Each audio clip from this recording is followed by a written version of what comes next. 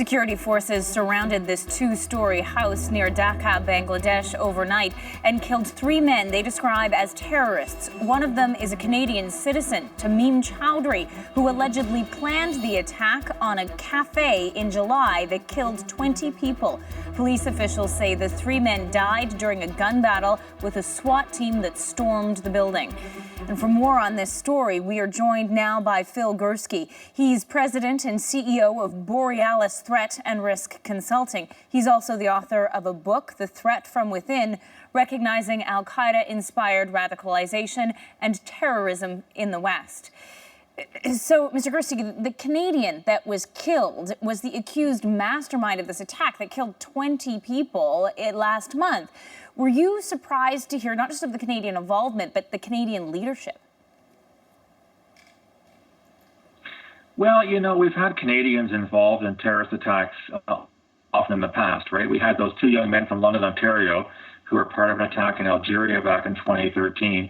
We had a young Somali Canadian from Toronto involved in an attack in Mogadishu in April of that year.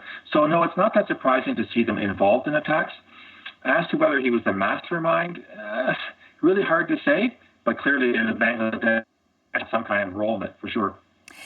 The responsibility here is a little bit confusing because Daesh or ISIS or ISIL has claimed responsibility for the restaurant attack, but the authorities in Bangladesh have denied that. They're blaming it on a different group.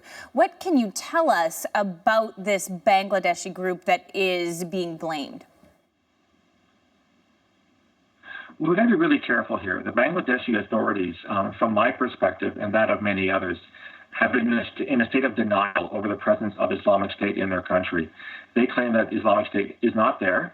They're blaming it as a group called Jamaat al-Mujahideen Bangladesh. It's basically a local jihadi group. But at the end of the day, I don't think it really matters whether it's Islamic State or not. Clearly, there have been a number of extremist attacks in Bangladesh going back a number of years. So whether or not it's IS or Al-Qaeda affiliated, at the end of the day, it doesn't really matter. And this is happening just shortly after a Public Safety Canada report where the number of people with Canadian connections suspected of traveling abroad to fight with terrorist groups has increased by 50 people this year. What is behind that, and is it concerning? Yes and no. So whenever the numbers go up, it's concerning. But I think it's really important for us as Canadians to keep this into perspective. So, you know, there are 180 some odd Canadians who are fighting and 60 or so who have returned. So that's bad. But when you look at some of our allies, in France, for example, there are at least 1,500 French citizens fighting with Islamic State. There are over 1,000 British citizens. You go to Tunisia, there's probably 5,000 Tunisians fighting with Islamic State. So it's not a call for being not careful and not vigilant. But at the same time, relatively speaking, we're doing okay here in Canada.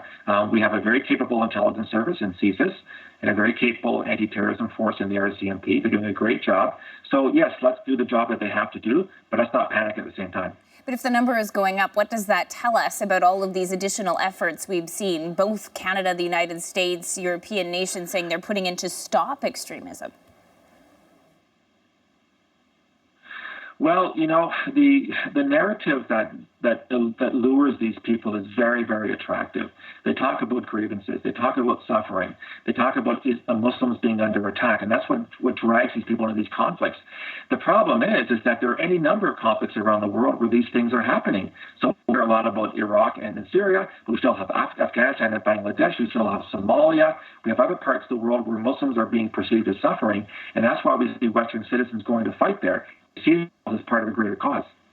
Let's look specifically at Bangladesh, because if Tamim Chowdhury really was the mastermind behind what happened in July, is this a turning point for terrorism? Could we see things quiet down? Let's hope so, for Bangladesh's sake. As I mentioned earlier, they've seen a number of extremist attacks over the past year or so. A number of secular bloggers have been killed. A number of foreigners have been killed. The attack that Chowdhury is a mastermind killed at least 20 foreigners in that cafe.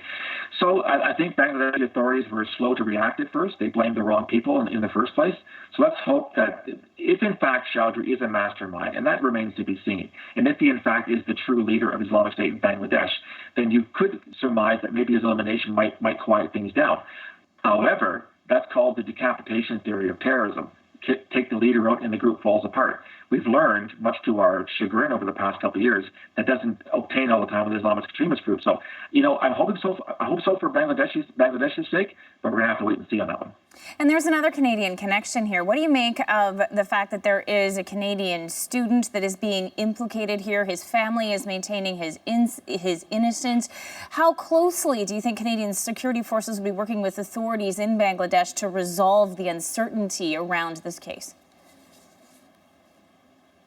Yeah, it's a really interesting case, and I've been kind of following it, a little bit on my own. So we by the Bangladeshis that he was not an innocent bystander, but was rather a part of the actual attack. I believe he was photographed holding an automatic weapon. So my view on that is let the Bangladeshis do their investigation. They must have some reasonable grounds to believe he was involved, so they'll do what they have to do. I'm sure they're working with Canadian authorities as well.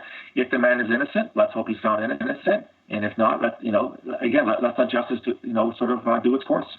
Thanks, Mr. Gurski.